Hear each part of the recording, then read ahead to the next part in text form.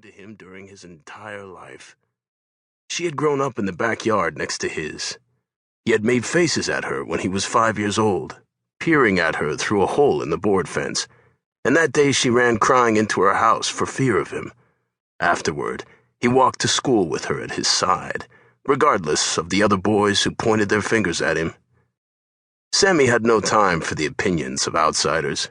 If you consider it from the most logical point of view, you will see that we indulge ourselves in a luxury when we spend energy to conciliate the goodwill of our neighbors.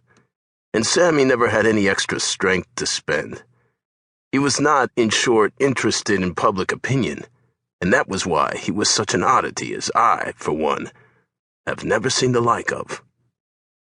For instance, he was known as a coward in the schoolyard for years, simply because he did not think that it was worthwhile to fight back and have his face smashed up by the fists of another.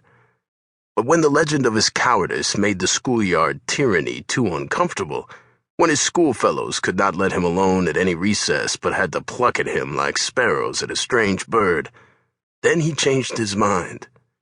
He decided that the time had come to end the persecution. He deliberately selected the largest boy in the yard, picked a fight, and had the satisfaction beyond his fondest hopes of planting the first 2 blows upon the other, one hard little fist on either eye of the tall youth. Afterward, he received a tremendous thrashing from the capable fists of that same boy, but thereafter he was left in peace. If it cost the best fighter in the school 2 black eyes to handle Sammy, the others decided that they wanted none of his medicine. So he was allowed to go his way, no longer pointed at even when he wheeled out his infant brother in the baby carriage, or when he packed the books of the girl next door to school and walked beside her going home. It was taken for granted even thus early that Sammy was to marry Susie Mitchell. Their own parents pointed out that there was even something in the names that fitted them for one another. Sammy and Susie, like 2 names picked out of a book and linked together in fiction. I should not say that Sammy loved Susie with a devouring passion as he grew up, but she was a part of his life. He cared for her as he cared for himself, I might say. He had admitted her into his life, and she had grown into it like a graft into the trunk of a tree. He thought of her as often as he thought of himself, and if he were not passionately unhappy when he was away from her, he was certainly worried and irritated and confused and ill at ease.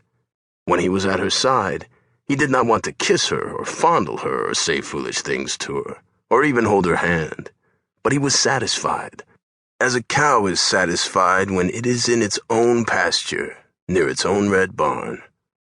I do not want to cheapen Sammy, but I want to point out that his steadfastness in his love was not the result of overwhelming passion.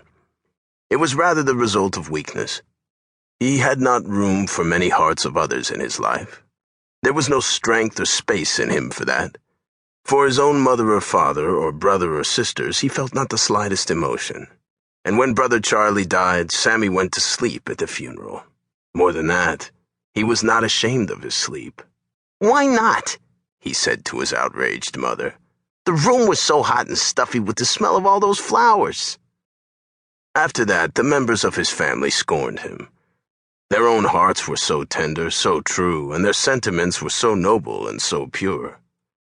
But Sammy simply went on busily with his affairs, doing the things that counted most practically for his own ultimate happiness.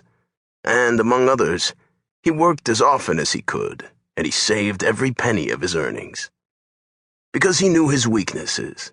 He knew that he was not brilliant or wise or studious or profound or physically powerful or nervously dynamic. He was simply a little bit weaker than everyone he knew, except the cripple on the corner. And he realized that the only manner in which he could make any progress would be to attempt to do only a few things, but to do those few things very well. And, to increase his own strength, he must have some other allied power working for him as soon as possible. The power of money. So he saved and scraped and lived cheaply and labored earnestly at his jobs. He was out of school at 15, and he was constantly contributing to the savings bank on the 1st of every month until one day, in his 25th year, when he had a little talk with Susie Mitchell. "When are we to be married?" asked Susie. "Oh, someday," Sammy